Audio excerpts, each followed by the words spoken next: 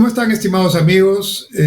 Hoy, 30 de agosto del año 2022, día de Santa Rosa de Lima y de la Policía Nacional, en vivo. Estoy con ustedes en su programa Punto Crítico por Onda Digital Perú, que transmitimos todos los martes a esta misma hora.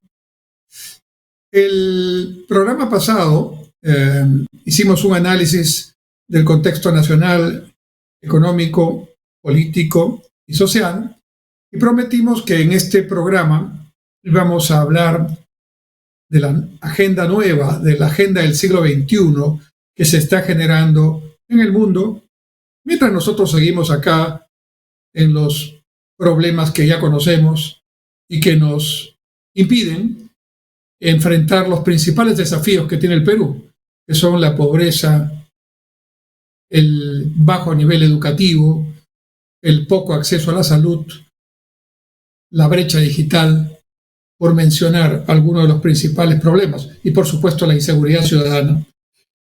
En este primer bloque, permítanme comentar con ustedes cuáles son los temas más interesantes que vienen desde la ciencia y la tecnología.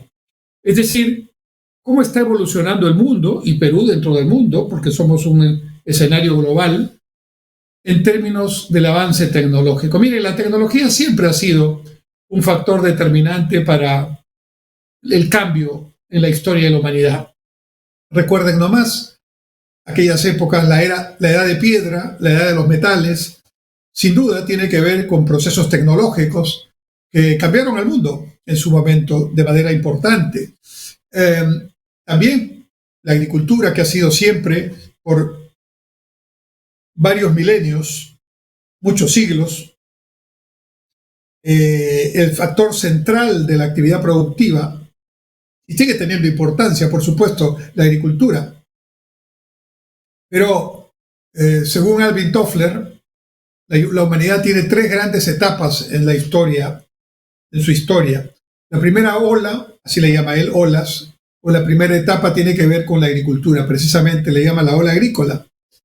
Entonces, el factor de producción clave es la tierra, los medios de producción más importantes y las relaciones económicas y sociales y políticas se dan alrededor de la tenencia de la tierra, el acceso a la agricultura, etcétera, etcétera.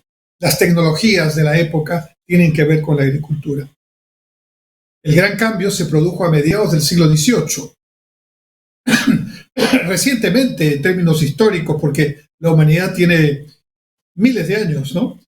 Y el planeta muchos más.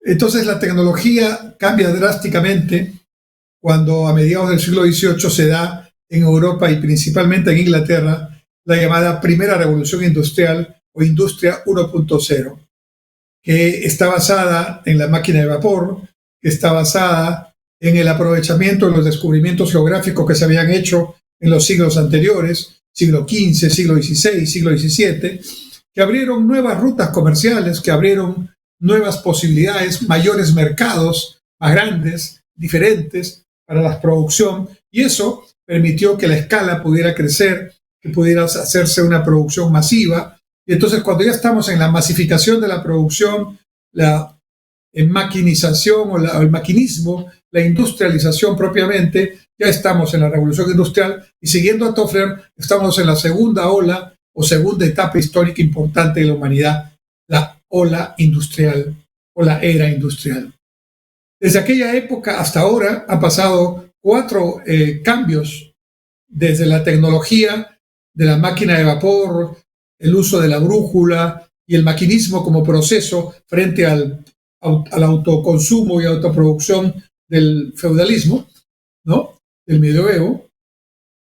Pero luego hemos pasado por otros cambios tecnológicos que importantes también, ¿no? Que ya van por el siglo XIX, ¿no? Y principio del siglo XX, como por ejemplo el invento de la electricidad, el invento de la telefonía, de las comunicaciones, el surgimiento de nuevas formas de transporte, ya no solamente por mar a través de complejos buques, sino también por aire, los aviones, también por buques con carga contenerizada, transporte terrestre, fluvial, etc.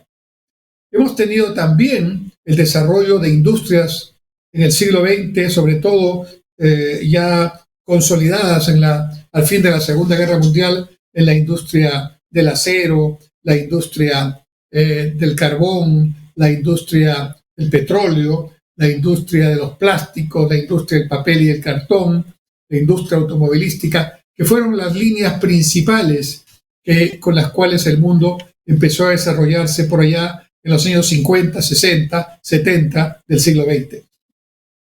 Y precisamente a mediados del siglo XX, dice Toffler, empieza la tercera ola o la tercera gran etapa en la evolución tecnológica de la humanidad, y esa tercera ola la llama la ola de los servicios o la ola del conocimiento. Es decir, ya no es la tierra o quien tiene la propiedad de la tierra el que ejerce el poder, ya no es tampoco el que sabe de procesos productivos masivos y con máquinas el que tiene el control, el mayor liderazgo. Lo tienen en esta oportunidad y a partir de los años 50 en adelante con mayor complejidad cada vez los que tienen la información que se convierte en el principal insumo y el conocimiento que se convierte en el principal producto. Es decir, estamos en la era de los servicios, en la era de la información, estamos en la era de los intangibles. Y entonces, la tercera ola, a diferencia de las otras dos, es una ola que está muy, muy relacionada, digamos, a tecnologías de información y comunicación en un principio. Imaginemos solamente el gran cambio que se produce en la humanidad a partir de los años 50, 60, con la introducción del Internet a nivel mundial como una supercarretera de la comunicación y de la información, y sobre todo del invento de la computadora, ¿no? La computadora sobre la base binaria es un elemento fundamental que revoluciona el mundo y todo lo que hacemos. A partir de allí, años 70, 80, 90, fines del siglo XX, principios del siglo XXI, el año 2000 y las casi 3 décadas que están transcurriendo del siglo XXI, podemos observar que las tecnologías avanzan de una manera espectacular, a una velocidad impensada anteriormente, porque los cambios tecnológicos siempre han existido, pero eran cambios tecnológicos que se daban con cierta, no digamos lentitud, pero en periodos largos.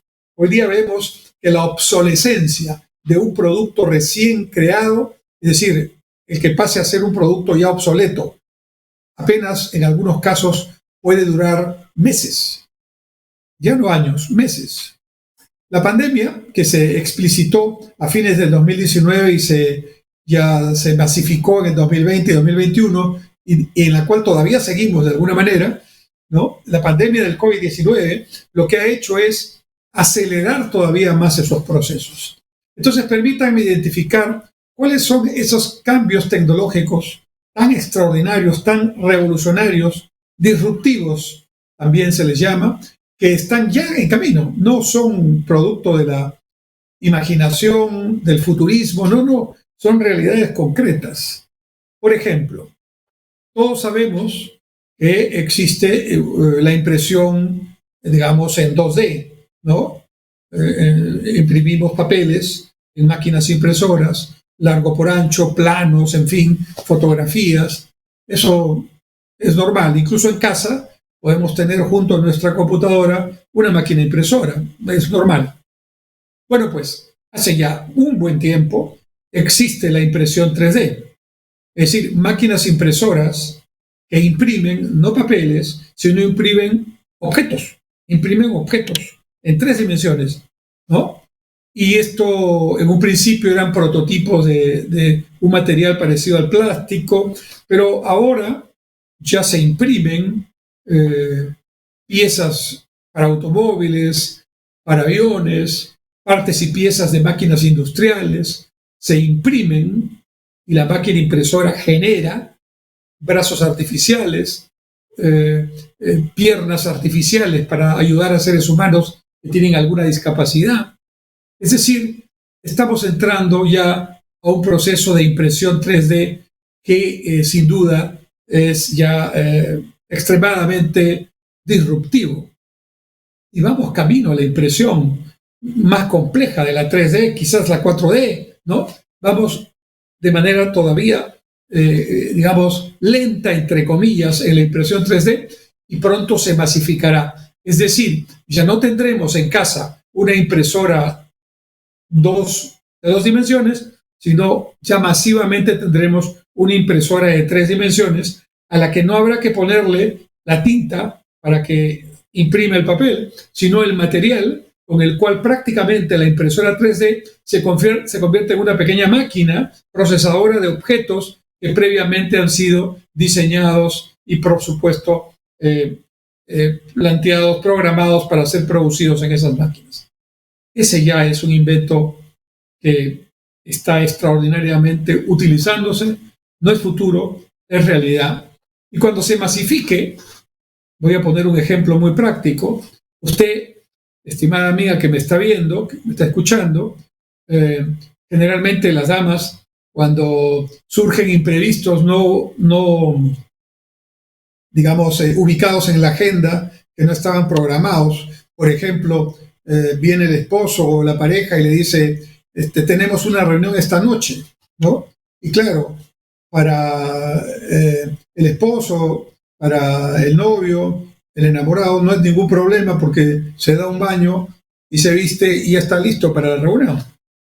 Pero la señorita, tiene que prepararse para ese evento y es realmente un verdadero problema que le digan, en la noche tenemos un evento. Probablemente tiene que pensar qué vestido va a usar, qué ropa va a usar, probablemente, si puede, tiene que ir a la peluquería o, en fin, ver detalles que en todos los casos se presentan. Es absolutamente normal. Pues bien, con la impresión 3D, imagínense que ustedes puedan tener esta circunstancia de una reunión imprevista donde tienen que ir a visitar a un familiar o a recibir a alguien que está llegando al aeropuerto y hacerle un homenaje ese día, esa noche, en fin.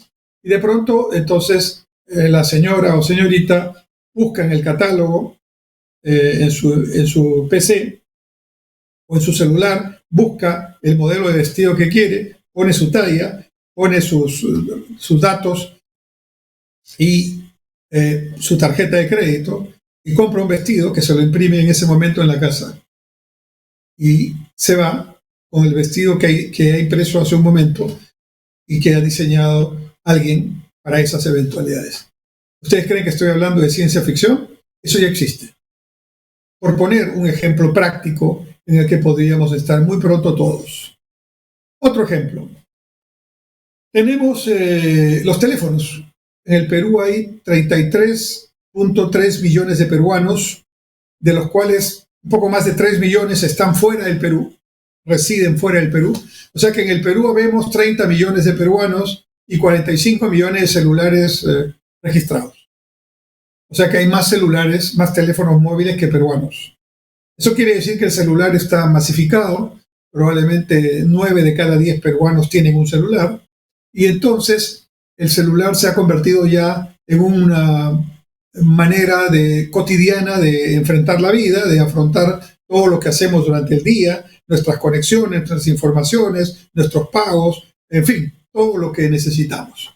Más aún con la pandemia, donde hemos estado en casa durante varios meses y el celular ha sido, sin duda, el vehículo a través del cual nos hemos comunicado con el exterior de la casa en medio de la pandemia.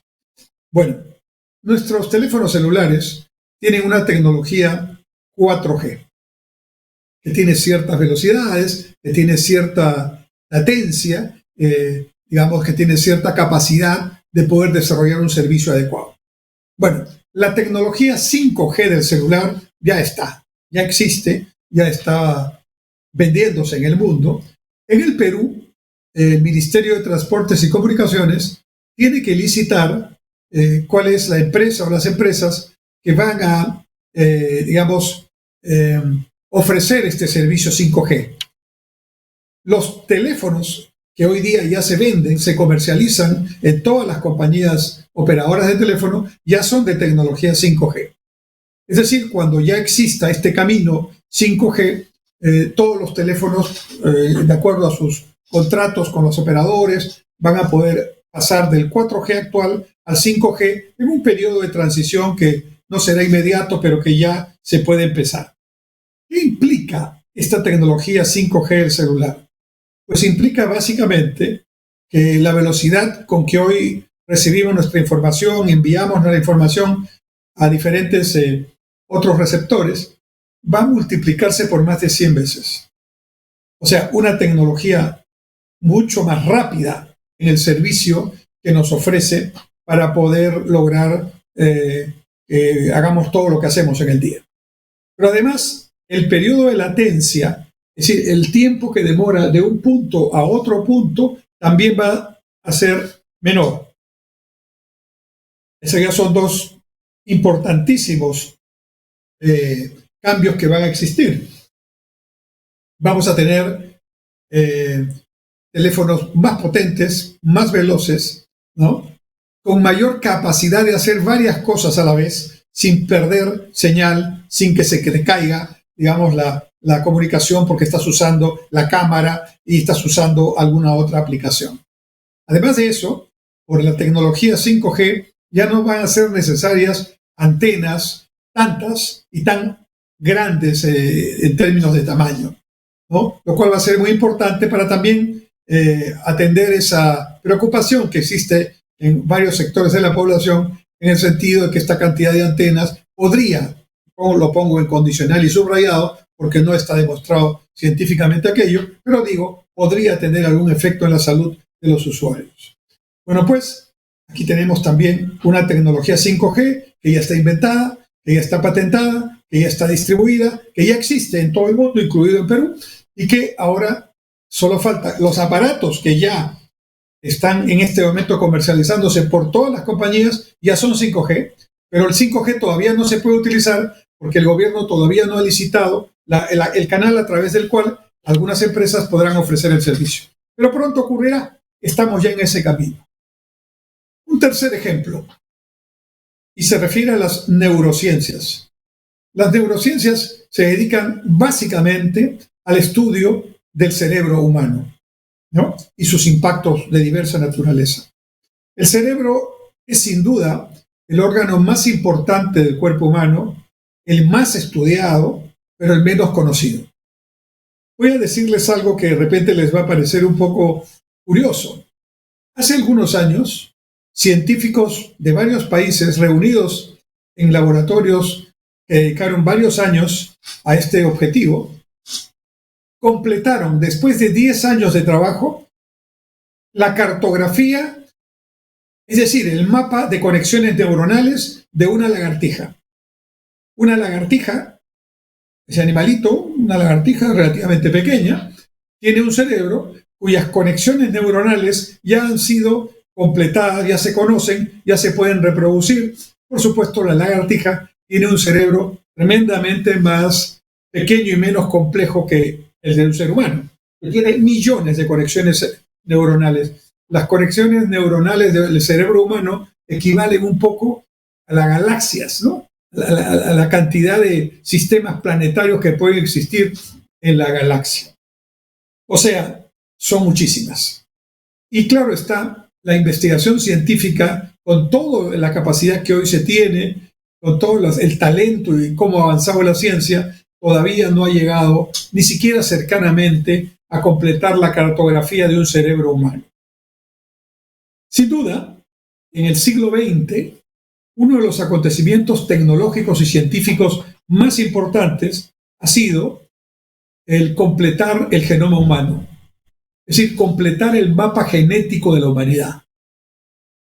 Hoy día eso permite que a través del desarrollo de la ciencia, de la medicina, de la biotecnología, etcétera, se puedan incluso hacer situaciones inimaginables hace 20 o 30 o 40 años atrás, donde se puede, a través de este conocimiento genético, primero vamos a pensar en lo positivo, ayudar a muchas personas a salvar la vida, ayudar a muchas personas a mejorar su condición de vida, su calidad de vida, ¿no? Y también, por otro lado, en la parte negativa, también hay límites muy frágiles, rayas muy finas, muy delicadas entre lo que es avance científico y lo que es lo correcto, lo ético, lo moral, ¿no? En el sentido de una manipulación genética que hoy día también es probable hacer y seguramente se está haciendo, lamentablemente. Entonces, hemos avanzado muchísimo en el siglo XX completando el mapa genético de la humanidad. Muy bien, en el siglo XXI, estamos recién en la tercera década del siglo XXI, no me cabe ninguna duda que uno de los acontecimientos más importantes de este siglo XXI, cuando acabe, será el haber completado la cartografía, o sea, el mapa de conexiones neuronales del cerebro humano. Cuando ello ocurra, pasaremos a otra etapa cualitativamente muy superior de avance de la ciencia y del conocimiento con respecto, en este caso, al ser humano. Porque podremos, por ejemplo, conocer por fin todas las áreas del cerebro y no limitarnos a lo que ahora decimos hemisferio izquierdo, hemisferio derecho, que conocemos algo de eso, ¿verdad? Conocemos más o menos cuáles son las conexiones, las reacciones que van cuando una persona recibe información a través de los sentidos y genera efectos sensoriales, ¿no?, nerviosos, que luego van a la parte cognitiva del cerebro para generar un raciocinio, un pensamiento sobre aquellas, insumos que ha recibido, aquella información que ha recibido. Pero cuando tengamos el mapa cartográfico del cerebro, podremos conocer por fin qué pasa con las llamadas enfermedades mentales, ¿no?, con la salud mental, que tiene que ver con enfermedades como la esquizofrenia, ¿no?, psicosis y otras más, el Alzheimer, ¿no?, cómo se van deteriorando las células cerebrales y las conexiones neuronales en ciertas personas a cierta edad, ¿no?, que van evitando que recuerden, primero lo cercano y luego terminen sin recordar ya nada de lo que tenían incluso en la memoria de largo plazo. Muy bien, completar el cartograma de un cerebro, la cartografía de un cerebro, implica de repente llegar por fin a solucionar, a conocer primero y solucionar después enfermedades hoy día degenerativas y mortales al final del día, como el Parkinson, como el Alzheimer y como otras enfermedades, otros temas de salud mental. Imagínense, a las velocidades que hoy tenemos, eso todavía duraría muchas décadas más adelante. Pero estamos avanzando a la revolución cuántica. Es decir, también vamos a pasar en este siglo de la computación binaria a la computación cuántica. La computación binaria, imagínense, combina 1, 0, 0, 1 y así desarrolla esta maravilla que hoy conocemos en las tecnologías de información y comunicación. Pero la computación cuántica trabaja a la n veces esa relación, porque no es que 1 o 0, sino hace combinaciones múltiples a velocidades increíbles, y con esas mayores capacidades y velocidades, sin duda, el conocimiento que hoy parece lejano va a acercarse mucho, y no me queda duda, tal vez no lo vea yo ni mi generación, pero en este siglo se completará ese conocimiento y la ciencia podrá decir por fin, vencimos al cáncer, vencimos al Parkinson, al Alzheimer, en fin, o encontramos tratamientos que lo prevengan, o encontramos, quién sabe, vacunas que podrán hacer, como ya ocurre en otras enfermedades que en siglos anteriores eran mortales y que hoy ya no generan la muerte e incluso ya han desaparecido porque ya el mundo está debidamente, preparado para poder manejar estas situaciones. Estos son algunos ejemplos. Vamos a hacer una pausa y seguiremos conversando sobre los cambios en la agenda mundial a partir, por ejemplo, de las innovaciones tecnológicas y nuevos acontecimientos científicos. Volvemos en un momento.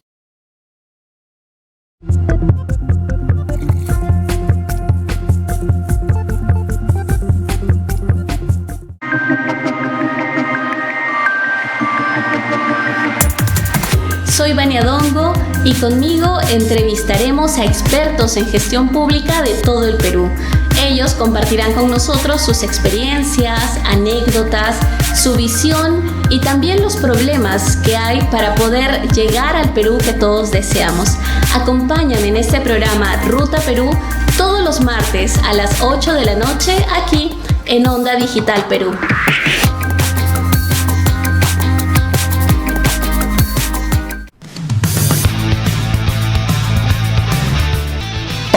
Soy Omar Sar y todos los viernes a las 18 horas transmitimos nuestro programa El Constitucional por Onda Digital, canal 18.4 de televisión digital abierta en Lima y por Cable Más en el canal 791.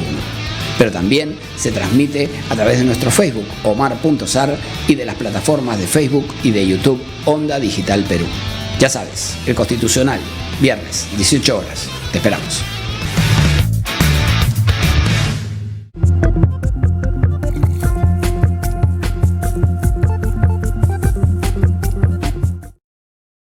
Volvemos a Punto Crítico, su programa de análisis semanal que se da por este canal todos los martes a las 7 de la noche en vivo. Estábamos hablando en el primer bloque del impacto de los cambios tecnológicos. Les he dado varios ejemplos muy concretos: el teléfono, la impresión 3D, el cambio que puede significar el avance de las neurociencias para completar la cartografía de conexiones neuronales del cerebro, y ya el siguiente paso, que ya es impresionante lo que puede significar, reemplazar un cerebro en una computadora, ¿no? Si completamos la cartografía, o sea, el mapa de conexiones neuronales, ya podemos diseñar y reemplazar un cerebro, o sea, emular un cerebro en una computadora. Ahora, la gran pregunta es, el cerebro humano tiene pues aspectos cognitivos, de conocimientos, ¿no?, de lenguaje, pero también tiene aspectos emocionales, sentimientos. Y viene una pregunta que claramente provoca un análisis profundo, y también una pregunta, un interrogante y el asombro que puede significar la respuesta. En el momento en que una computadora pueda ya diseñarse y simular un cerebro humano, ¿ese cerebro producirá solo conocimientos o también tendrá sentimientos, emociones?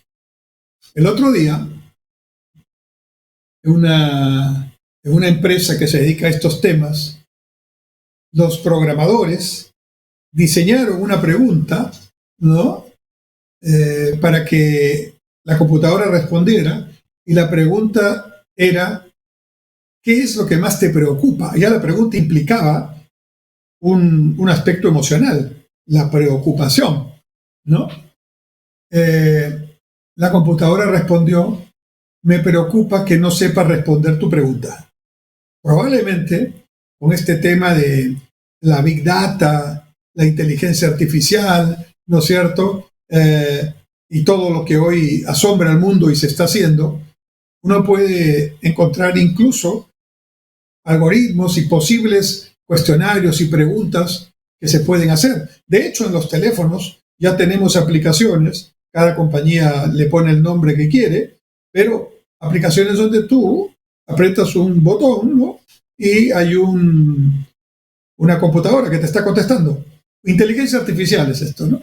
Y tú le preguntas, dime algo sobre este tema, y te va a dar una respuesta.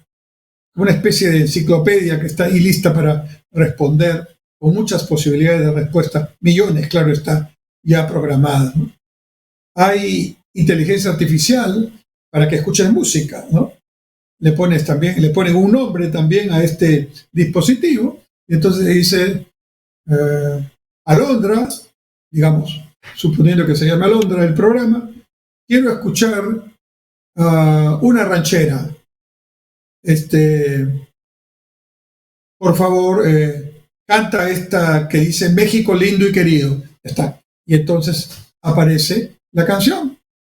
Y claro está, eso ya existe. En el auto ya te ponen elementos de inteligencia artificial, en las contestadoras de las telefónicas, de las compañías aéreas, de los bancos. Ya cada vez hay menos personas en call centers y más computadoras o robots que reemplazan a las personas con capacidad de responder millones de posibles preguntas que se están haciendo. Este es el mundo en el que estamos. Y entonces, dentro de esas tecnologías, que son diversas, que están incluso llegando a temas importantísimos para desarrollar nuevos materiales, en la ciencia espacial, para el conocimiento del espacio. Ya se está preparando una misión tripulada a Marte. El ser humano solo ha llegado a la Luna, ¿no? Digamos, con presencia humana, con satélites, con máquinas, naves espaciales. Hemos llegado ya a varios planetas, ¿no? Que han recibido información de estas máquinas, de estas naves, que han enviado fotografías, filmaciones, en fin, y ahora se conoce mucho más, por lo menos de algunos de los planetas del sistema solar al que pertenecemos desde la Tierra. Pero se está preparando una primera misión tripulada a Marte, que va a viajar varios años y que en principio está también pensado que luego de trabajar ahí en algún tiempo regrese a la Tierra, ¿no? Una misión de muy largo plazo. Está preparándose una nueva misión a la Luna, probablemente la primera astronauta mujer que va a descender en la Luna. También son ya personas que están especializándose en estos temas. Incluso algunos de ellos ya han abandonado su casa, están concentrados en estas preparaciones para estas hazañas que se van a producir, ¿no? Y avanza también el turismo espacial, avanza también el conocimiento para la supervivencia en el espacio, para vivir, periodos prolongados de tiempo en naves espaciales, en laboratorios que ya existen. Se está trabajando también en proyectos para utilizar, mientras están en su recorrido, los minerales y otros materiales que poseen los asteroides, ¿no? Extraerlos de estos asteroides y traerlos a la Tierra para su uso productivo y científico. Y en fin, siguen los avances. Ya hay experiencia de teletransportación de partículas. No solo los chinos ya hicieron teletransportación de partículas, varios otros centros de investigación también están avanzando. Todavía no hay teletransportación de personas, es decir, que una persona se le teletransporte del punto A al punto B, ¿no? Lo que ahora se hace es partículas que están aquí pueden terminar en este otro punto, pero el día que pueda un ser humano teletransportarse, y ahí vemos ya temas que hoy siguen siendo para nosotros de ciencia ficción, ¿no? O sea, avanzar 5.000 años hacia adelante o tal vez retroceder. ¿Será posible? ¿No será posible? Son los temas que hoy se discuten desde el punto de vista científico y el desarrollo tecnológico. Pero decía que las tecnologías de la información y la comunicación son las que más han cambiado la vida de la gente. ¿Se han preguntado ustedes qué haríamos nosotros?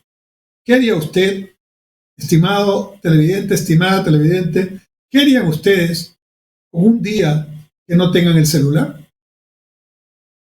Estamos absolutamente dependientes del celular, de las redes sociales, de todas las plataformas que están allí a disposición nuestra y con las cuales convivimos las 24 horas del día, de día, de noche, todo el año, siempre.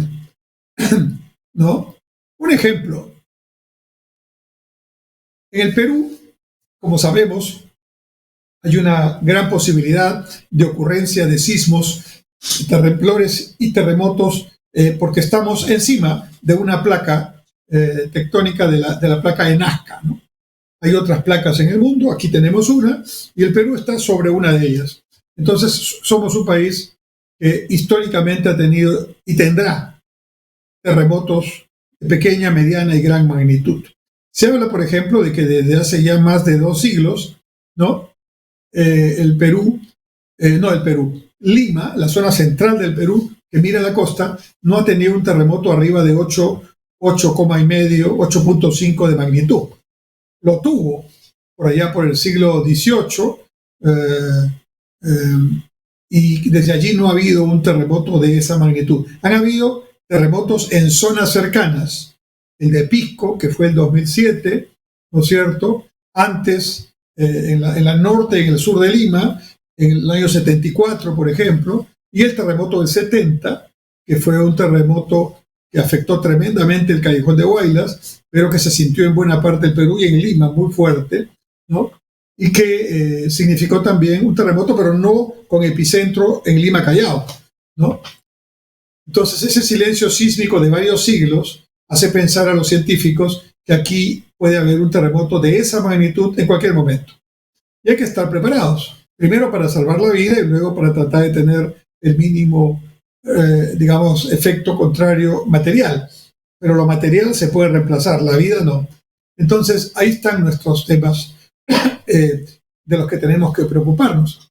Pero, por ejemplo, ya las tecnologías que se desarrollan en el mundo no permiten predecir terremotos, pero sí prevenir con algunos segundos, con algunos minutos, ¿no? Suficientemente a la población para que salve su vida. Es el caso de Japón y no es el único caso. Japón, que es un país, un conjunto de islas, ¿no? Que están en una zona sísmica también, tiene temblores y terremotos comúnmente. En Japón, ellos han colocado, digamos, sistemas de sonares, de boyas que están ubicadas estratégicamente en islas sobre el mar y que pueden detectar tempranamente la primera onda sísmica, esa que el oído humano no escucha, pero que el oído de nuestros animalitos, de nuestras mascotas, sí, porque ellos tienen un oído mucho más sensible, mucho más fino. Ellos empiezan a ladrar, empiezan a inquietarse, porque empiezan a sentir el sonido de la primera onda sísmica. Luego viene la segunda onda sísmica, algunos segundos después. Esa ya acompaña al movimiento y es la que ya sentimos todos. Muy bien. Los japoneses en este momento, con tecnología de altísima generación, ¿no? De última generación, captan con estos aparatitos que están, estas boyas que están en el mar y estos, digamos, detectores que están en ubicaciones estratégicas en las islas, captan la primera onda sísmica que anuncia que viene el terremoto. Y lo captan de tal manera que inmediatamente transmiten esa señal, ¿no? A todos los teléfonos móviles, computadoras, televisores de todos los japoneses. Aun cuando el televisor esté apagado, aun cuando el teléfono esté sin usarse y la computadora también en off, ¿no? El hecho de generar esta señal a través de lo que ellos conocen como el sistema de televisión digital terrestre, ISDB-T, ellos transmiten esa señal hacia todos estos dispositivos móviles que están distribuidos en todo Japón, porque todos los japoneses tienen computadoras, teléfonos y televisores. De manera tal que sea cual sea la hora en que está produciéndose esta primera onda sísmica, los japoneses son, llamados a través de una señal de su teléfono o de su televisor a poner atención en una información que va a salir, un mapa donde va a estar el punto del epicentro del terremoto que ya se viene en segundos y la ubicación en la que está la persona que está viendo el televisor o usando el teléfono. De manera tal que en esos segundos la persona que ya está entrenada para este asunto puede saber que en menos de un minuto viene la segunda onda sísmica y con ella viene ya ya no solo el sonido, sino el movimiento propiamente, y ya tiene que estar a buen recaudo cuando esto ocurra. Son alrededor de un minuto y medio que los japoneses avisan a su población de la ocurrencia de un terremoto de alta magnitud. ¿Y por qué lo pueden hacer? Porque tienen la capacidad de llegar a través del sistema de la televisión digital terrestre ISDB-T a todos los celulares de los japoneses, estén donde estén, aun cuando estén apagados, al igual que las computadoras y los televisores. Yo he podido observarlo en Japón, he sido testigo de cómo funciona este sistema, y es maravilloso porque si yo sé 30, 40 segundos antes que va a ocurrir un terremoto, inmediatamente estoy en un segundo piso, ¿qué hago? Bajo al primer piso, trato de salir del edificio, de la casa, tengo 40 segundos. Ya cuando empieza el movimiento, ya no es conveniente hacerlo. Es preferible estar debajo de una columna, en un lugar seguro, para que cuando termine el movimiento yo pueda salir. Porque si yo salgo en pleno movimiento, en realidad el terremoto de repente no me va a hacer nada, pero yo me puedo accidentar porque estoy saliendo de una situación en la cual no estamos en una posición estable, ¿no? Sobre todo si estoy en un edificio, en alguna zona donde hay dificultad para encontrar campo abierto, ¿no? Imagínense lo que ya la tecnología permite lograr. Algo más, cuando hay un terremoto arriba de 8, 8,5, 9, que es ya un mega terremoto, y ocurrió, por ejemplo, hace poco, en el año 2010, ocurrió en el norte de Chile, en Valdivia, ¿no? Ocurrió un terremoto de ese tipo que felizmente no ocasionó el impacto en vidas humanas que era, digamos, posible que ocurriera, aunque sí hubo daños materiales de importancia. Entonces, cuando eso puede ocurrir, los japoneses salvan la vida porque son avisados y ya están entrenados para que en 30, 40, 50 segundos puedan ponerse a buen recaudo antes de que empiece realmente el terremoto. Y lo segundo, si el terremoto es muy, muy fuerte, de esas intensidades mayores a 8, probablemente habrá un tsunami, ¿no?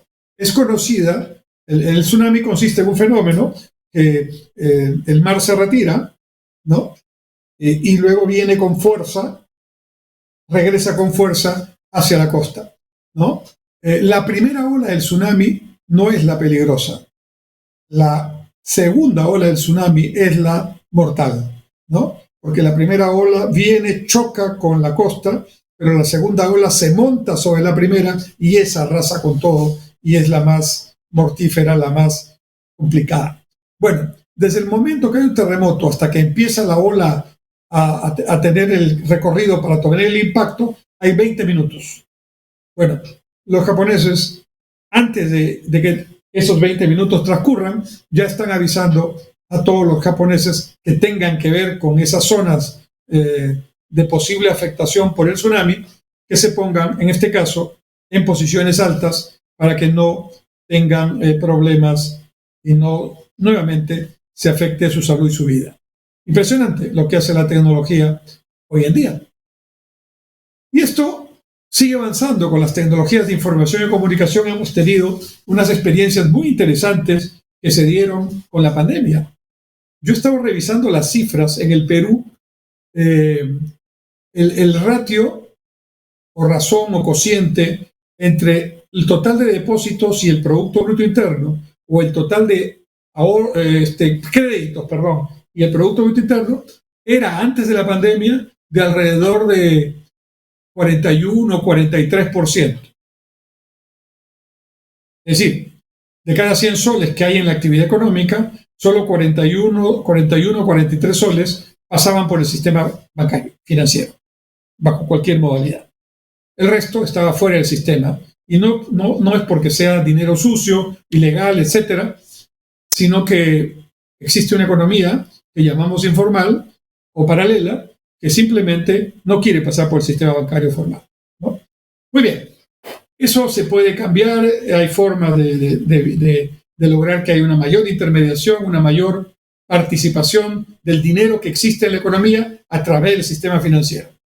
Pero ahora he revisado la cifra, 2 años después hemos crecido alrededor de 5 o 6 puntos. Ahora ese mismo ratio entre depósitos totales y PBI o créditos totales y PBI está en alrededor de 46%, 47%. ¿Qué ha pasado? Sí o sí, en la pandemia, todos, sobre todo los de mi generación, que no somos nativos digitales, hemos tenido que aprender a pagar nuestras obligaciones en los bancos a través del teléfono, de una app móvil, ¿no? Hemos aprendido a comprar a través de esos dispositivos, hemos aprendido a revisar nuestras cuentas y, por último, hemos aprendido a trabajar virtualmente y a dar clases virtualmente, cosa que hemos hecho todos los profesores universitarios en estos últimos 2 años y medio. El mundo está cambiando, pero la pandemia nos ha hecho cambiar más rápidamente. Volvemos en un momento en el tercer y último bloque de este programa.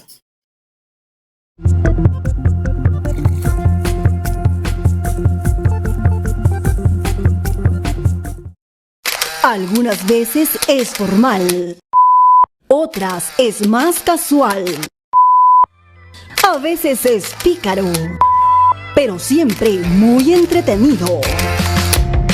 Por fin es hoy, con Hamilton Segura, por Onda Digital Perú, canal 18.4, también por Cable Más, canal 791 y por Facebook. ¿Buscas nuevas ideas para fortalecer tu negocio? Aquí en Onda Digital 18.4 y también por Cable Más tenemos Persevera Empresarial, un programa con ideas, consejos y sugerencias para ti y tu empresa. No te lo pierdas, martes 9 de la noche, Onda Digital 18.4. Te invitamos.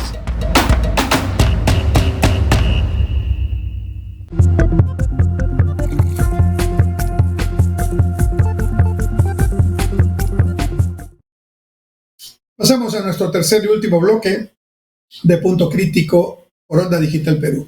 Estamos hablando de los cambios en la agenda mundial a partir del cambio tecnológico. Y esto me parece que es importante que lo reflexionemos, que lo analicemos, porque están cambiando nuestras vidas. Y decía, hablando de terremotos, cuando ocurrió el terremoto de 1970, yo era niño todavía y, bueno, ya joven en ese momento, recuerdo, todos estábamos, era un domingo, y era un domingo por la tarde y habíamos almorzado y nos habíamos juntado en casa porque ese día, 31 de mayo de 1970, se inauguró el Mundial de Fútbol de México 70, con un partido en el Estadio Azteca entre la selección anfitriona de México, ¿no? Y la selección de la entonces Unión Soviética. Ya hoy no existe la Unión Soviética, se ha desintegrado en varios países. Bueno, el partido terminó 0-0, recuerdo, y después del partido teníamos la novedad, que era el año 70, de que era el segundo año que teníamos transmisión vía satélite en blanco y negro. El vía satélite llegó al Perú en el año 69, donde se instaló el plato, el disco, digamos, y la estación terrena en Lurín para captar la señal satelital y transmitirla a través de los televisores. Eso era una novedad. Todos estábamos ahí asombrados con la televisión en directo, vía satélite, en blanco y negro es cierto, pero vía satélite que no habíamos observado antes. Y era un fenómeno para la época. Los más jóvenes podrán reírse de lo que estoy contando, pero así era. Bueno, empezó el terremoto, que serían probablemente alrededor de las 3 de la tarde, muy fuerte, se sintió muy fuerte. En Lima lo sentimos muy fuerte, se sintió en el norte del Perú, inclusive en el sur, se sintió en la Amazonía, pero el epicentro estuvo en Ancash, ¿no? Un pedazo del Nevado Huascarán se desprendió. Tal fue la fuerza de ese terremoto, y ese nevado, esa parte del nevado, ese trozo inmenso de hielo, empezó a caer sobre el callejón de Huaylas y sepultó toda una ciudad en el callejón de Huaylas, ¿no? Una ciudad que fue sepultada, de la cual quedan apenas el recuerdo de 3 palmeras y una iglesia. Murieron más de 50.000 peruanos en ese terremoto. Pero a donde voy es que ese día no supimos la magnitud del evento. Sabíamos que había sido, escuchábamos por radio, pero las primeras noticias empezaron a llegar los días posteriores, cuando paracaidistas de los comandos del ejército llegaron a la zona y observaron el tremendo desastre que se había producido. Así nos fuimos enterando los peruanos y el mundo que estábamos en un mega evento que había tenido desastrosos resultados en pérdidas de vida humanas. Y el 2 de junio, 2 días después, el Perú, que se había clasificado a ese Mundial de México eliminando a Argentina y Bolivia. Antes nos clasificábamos en grupos de A3, no todos contra todos, pero fue una hazaña, fue el primer Mundial y creo que el único en la historia de Argentina que no fue ese país, eliminado por Perú. El equipo peruano era muy bueno. Y el 2 de junio debutamos en Guadalajara con Bulgaria, partido que el equipo peruano que entró con sus listones negros, entró a jugar muy nervioso, porque definitivamente, como no va a ser, reciban noticias que habían desaparecido ciudades y ellos, los jugadores, pensaban, pues, mi familia, en fin, es normal. Bueno, ese partido, Bulgaria, el primer tiempo nos metió 1-0 el gol. Iniciando el segundo tiempo, nos metió el segundo gol, 2-0. La verdad que estábamos ya muy conmovidos por este resultado y además estábamos con toda la impresión del terremoto que habíamos sufrido. Y felizmente los muchachos de la selección peruana nos dieron una alegría tremenda, porque ese partido lo volteamos primero 2-1, 2-2 y luego terminamos con gol de Cubillas ganando 3-2 y nos fue muy bien en ese mundial. Pero llamo la atención sobre el hecho de que las noticias vinieron días después. 4 años más tarde, en el año 74, volvió a ocurrir un terremoto importante que se sintió en Lima muy fuerte, pero que, si mal no recuerdo, tuvo ese epicentro fuera de Lima, cerca de Lima, pero no en Lima propiamente. Fue una tarde de un día laborable. Recuerdo que yo estaba todavía en la universidad y no teníamos celulares en ese momento, de manera que todos nos enteramos de cómo estaban los familiares, los amigos más cercanos, cuando llegamos a las casas. Si eso fue en la tarde, probablemente hemos llegado entre 6 y 7 de la noche y ahí recién sabíamos si estábamos bien y qué había pasado. Pasan varios años y llegamos al 2007, donde ocurre el terremoto en Pisco, que afectó a toda la zona sur en realidad y que se sintió también muy fuertemente en Lima. Pero ya en el 2007 todos teníamos teléfonos celulares. Y lo primero que pasó, y es lo primero que pasa en cualquier terremoto o mega evento, donde todos empiezan a usar al mismo tiempo el teléfono, las líneas se saturaron y no se pudo hablar por teléfono por un buen tiempo. Y entonces, lo que ocurrió fue que hubo que esperar, se cayeron las redes eléctricas, se cayeron las telefonías, hubo que esperar, digamos, un tiempo para reconectarnos a través de las plataformas digitales, de las redes sociales y ver cómo estaban nuestros seres queridos, porque también ocurrió de tarde en un día laborable. Pero ¿qué diferencia entre tener un celular y no tenerlo? Antes simplemente no conocíamos este asunto y habría que esperar, porque los teléfonos fijos también eran muy pocos, hasta llegar físicamente a la casa para saber si estábamos bien o no. Ahora la desesperación es por conectar el celular para ver en ese momento qué está pasando en nuestra casa, con nuestros hijos, con nuestros nietos, con nuestros seres queridos. Impresionante. Los celulares y las redes sociales han cambiado nuestras vidas, para bien y para mal, porque también han quitado mucho de la relación social que teníamos conversando, que teníamos tomándonos un café, y ahora todo es a través de medios digitales, chateando o usando las redes digitales de una manera poco expresiva y bastante, digamos, material, por llamarle de alguna forma. Las tecnologías irrumpen, no preguntan, avanzan y tienen sin duda que ser aprovechadas en el buen sentido de la palabra, y los aspectos negativos de las mismas tienen que ser de alguna manera mediatizados, corregidos, de alguna manera compensados con una buena educación, por ejemplo, es también algo que requiere nuestra principal preocupación. Pero el mensaje que quería darles hoy día a través de estas reflexiones sobre la agenda mundial tiene que ver con el uso de tecnologías disruptivas que hoy nos permiten, por ejemplo, pensar en ciudades inteligentes, en conectividad en tiempo real, que nos permiten hacer clases remotas como las que hemos hecho en los últimos 2 años, al 100% con nuestros estudiantes para que continúen con sus estudios. Y hemos tenido los profesores, que somos mayores, aprender todo. Y aprender con gran esfuerzo, porque para nosotros este es un aprendizaje que nos cuesta, ¿no? Porque no está en nuestra costumbre y en nuestra propia corteza cerebral trabajar como lo hacen los pequeños, los millennials, ¿no? Que prácticamente nacen con esa capacidad de interactuar con redes sociales. Pero tenemos una buena noticia. Así como hay primera ola agrícola, segunda ola industrial, tercera ola de información y de servicios, en términos lingüísticos hay una primera ola oral, una segunda ola escrita y una tercera ola electoral. Los lenguajes orales, o las lenguas orales, como el quechua y el aymara, son lenguas que están hechas para hablarse, no para escribirse, y no por eso dejan de ser lenguas importantes y respetables. El lenguaje escrito, que viene con la imprenta, que viene con la enciclopedia y que viene con el libro, el texto, es lo que todavía marca buena parte de la acción, por ejemplo, política.